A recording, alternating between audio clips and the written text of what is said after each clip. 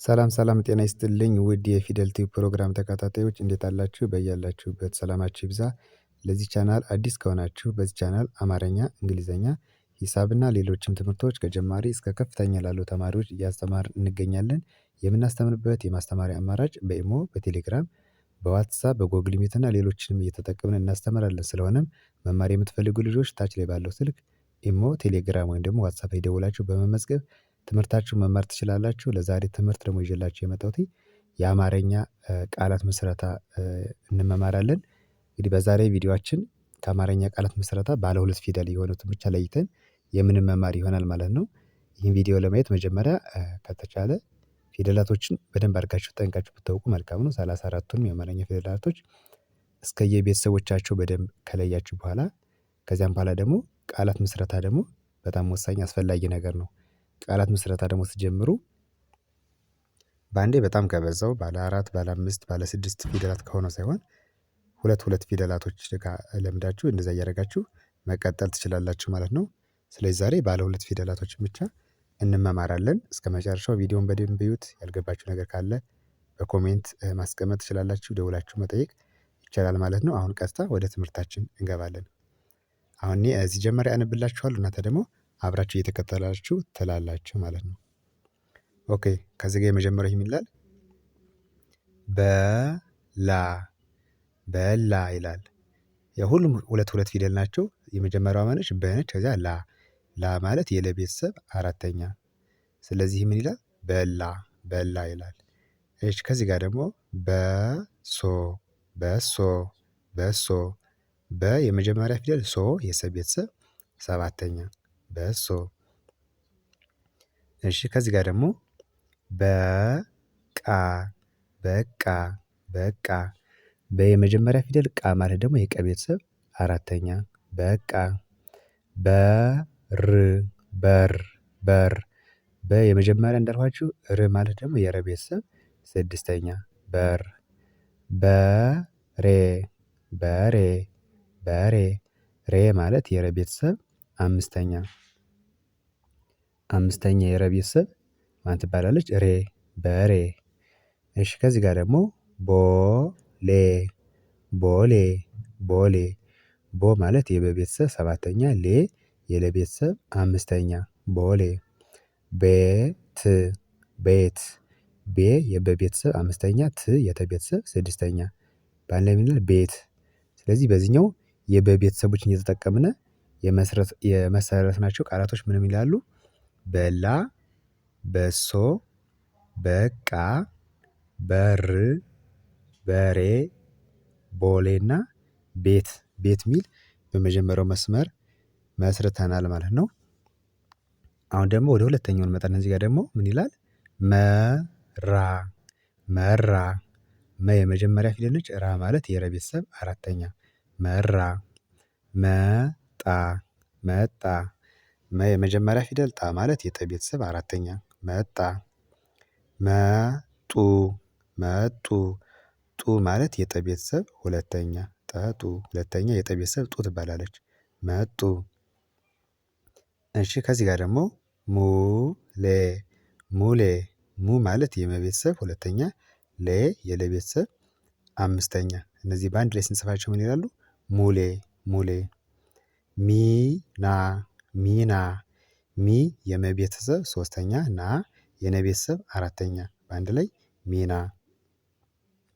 እሺ ከዚህ ጋር ደግሞ ማለ ማለ ማለ ማ የመ ቤተሰብ አራተኛ ለ የመጀመሪያ ፊደል ማለ።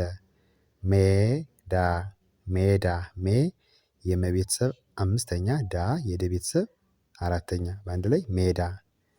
ምን ይላሉ እዚህ ጋር የመሰረትናቸው ቃላቶች? መራ መጣ መጡ ሙሌ ሚና ማለ እና መጨረሻ ሜዳ ሜዳ ይላል ማለት ነው።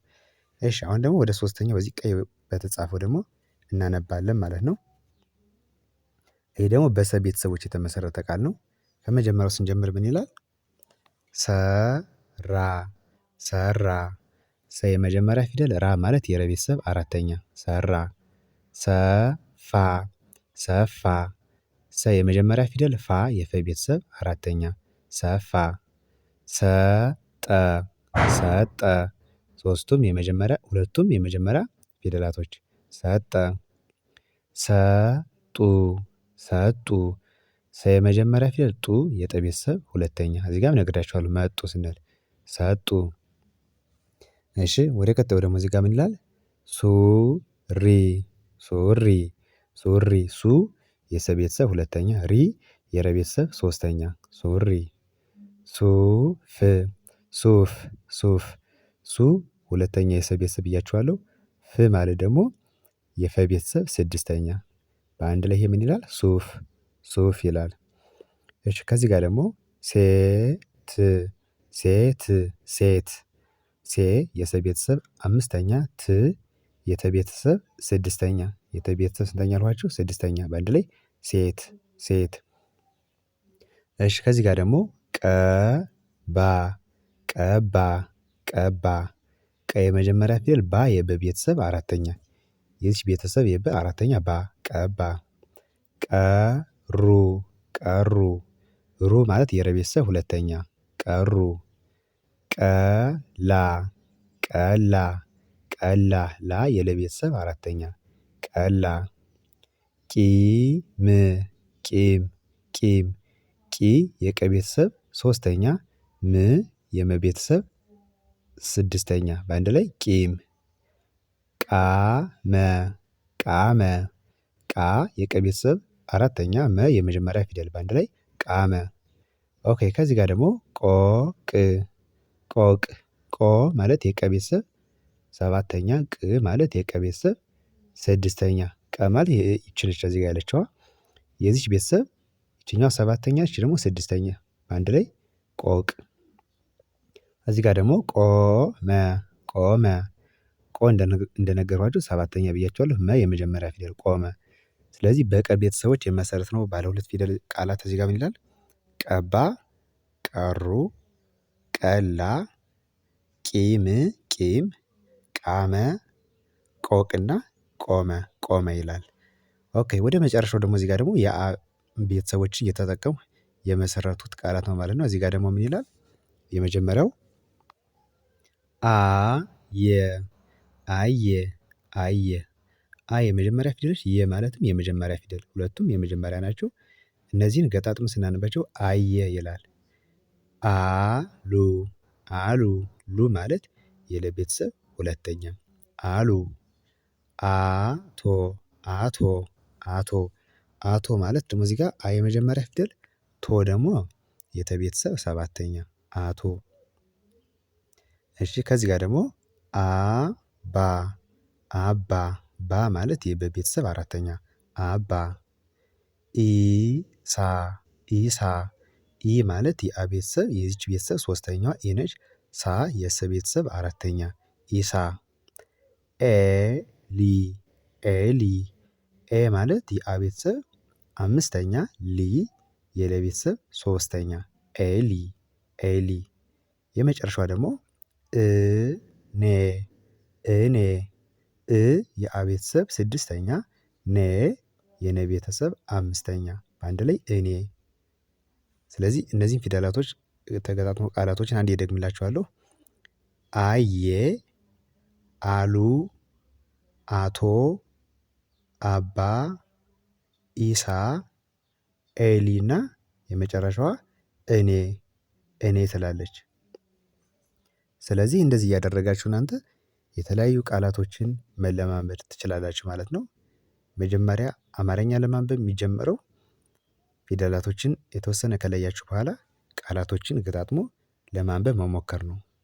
ከቃላቶች ውስጥ ደግሞ ባለ ሁለት ፊደላቶች ደግሞ የበለጠ ቀላል ናቸው። ምክንያቱም ፊደላቶች እየበዙ ሲሄዱ ለማንበብ ደግሞ አስቸጋሪ እየሆነ ይሄዳል ማለት ነው። መጀመሪያ እንደ መልመጃ የሚሆናችሁ ባለ ሁለት ፊደላቶችን እነዚህን ብትሞክሩ ቶሎ አማርኛ እንድታነቡ በቀላል ለመያዝ እንዴት እንደሚነበብ ፊደላቶች ተገጣጥመው እንዴት ቃል ሆነው አንድ ላይ እንደሚነበቡ ለመልመድ ይሄ ቪዲዮ በጣም ወሳኝ ነው።